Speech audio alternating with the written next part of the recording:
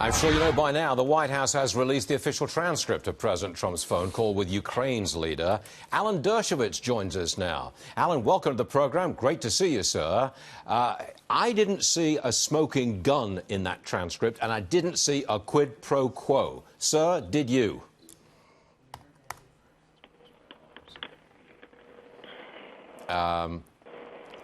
Professor Dershowitz, I can hear you tapping away, I think, on a typewriter.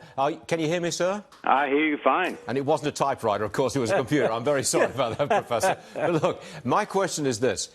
I saw the transcript. I did not see a smoking gun. I did not see a quid pro quo. Did you? I did not. I did not see either an impeachable crime or any indictable crime. What I saw is some pretty rough politics. And the answer to that is let the other side play rough politics. In the end, this is going to be a political tie. It will dirty the Biden camp a little bit. There'll be some Americans who will say maybe the president shouldn't have made that call. But it doesn't belong in Congress in an impeachment inquiry, and it doesn't belong in the Justice Department. It is not a crime, high or otherwise. How do you think this ends up? Because I understand that Speaker Pelosi is going to press ahead with this official impeachment inquiry. Where does it end up here? What's the end game, Professor?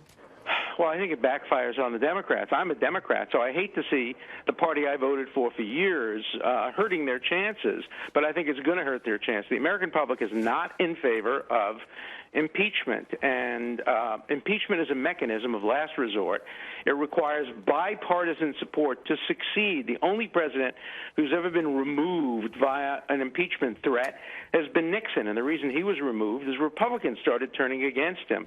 And in this case, it's going to backfire on the Democrats, and particularly in swing state Democrats, whose constituents are very much against impeachment, and they're going to have to vote now because Nancy Pelosi is pulling them out from where they've been hiding and saying, essentially, you're going to have to cast a vote. And that's not going to make her popular with people at the center of the party. It will make her very popular with people at the left of the party. And it's part of a drift of the Democratic Party leftward and the increasing influence of so-called progressives, who I call repressives or regressives, because there are people who don't favor free speech or due process or basic American values. But this is very, very political. It's just not your father's Democrat party, not even your grandfather's. Professor Not even Dershowitz. mine. Not even mine these days. Yeah.